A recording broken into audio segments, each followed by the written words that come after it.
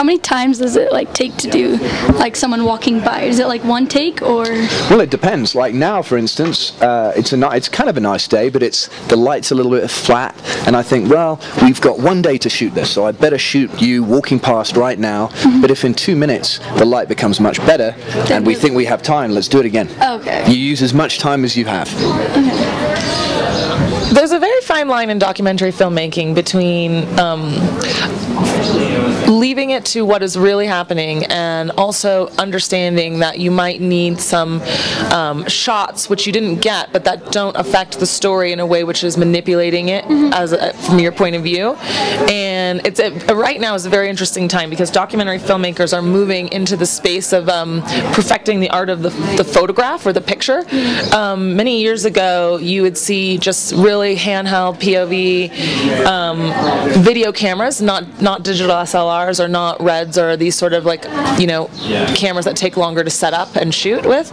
And I think now they're really appreciating the art, but there's this line between when you're shooting and you have to decide is doing it over or is manipulating the shot in some way actually going to affect the objectivity of your storytelling. And that's an interesting place because a lot of it's camera work and a lot of it is directing, and you're finding the middle ground between, you know, what's acceptable. I think for you. I think to sort of sum that up, we're in a really interesting time where traditional cinema is meeting traditional documentary filmmaking. So what we are now getting are beautiful stories, but to have that balance of honest, real storytelling with cinematic shots is a very difficult and time-consuming thing.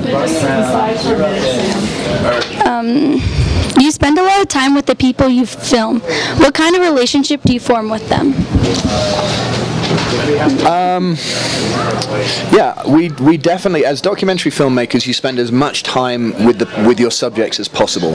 Ideally, you spend, you know, at least hours, if not days and weeks, with them before you even switch your camera on, because the honesty and value of the story is absolutely dependent on their trust of you. Often we don't have the benefit of lots of time.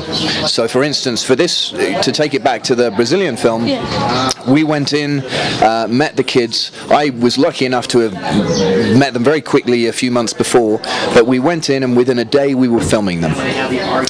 That's very difficult, but I think we are both very open individuals and hopefully friendly.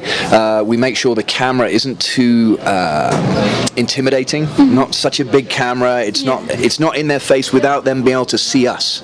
Very important that they can see the filmmakers and interact with them, perhaps not the camera. Why is that? Like, why do you? The reason is because humans interact with humans much better than they do with machines. Okay. When you're looking at, in our case, you know, a Canon logo, there are no emotions to read in that logo. Whereas if I'm looking at your face, I understand that maybe you want me to say more, maybe, you know, you're amused by what I'm saying, but either way we have a relationship.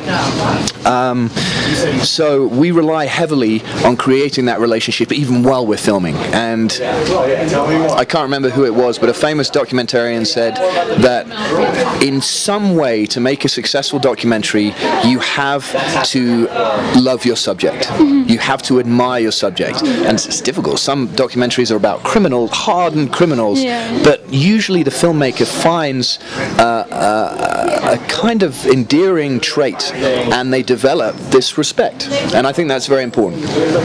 Can you see the difference between like seeing someone for like a few seconds and then spending like a week with them? Yeah, it's clear in our documentaries when we're making a short film on a timeline, very rarely will you get to the real meat of stories that they may have about their past in an hour's interview. You can't. Very few people open up like that. What about for you? Like, is there? Actually, I'll comment on Dominic from my point of view. most recently, we have been working with a subject for 3 years on a feature-length film. Walking. Yeah, and Dominic was just asked to be in his wedding as a groomsman. So as far as developing really, and Dominic didn't know this person. We didn't start this documentary because he was a personal friend of ours, but over the few years and days at a time that Dominic has been working with him, he's developed a really strong trust, and I think that particularly relates to the type of films we make as well. We go out on journeys with people, and journeys are an opportunity for people to reflect on what they're doing in their lives and what's important to them. And when you go on a journey with somebody, that can become a topic of conversation and bonding that happens. And I think it's particularly wonderful that we have the opportunities to build bonds over days at a time when you're camping and there's no cell phones and there's just opportunities to talk to people. And so I thought it was a particularly good example to say, yes, we do develop some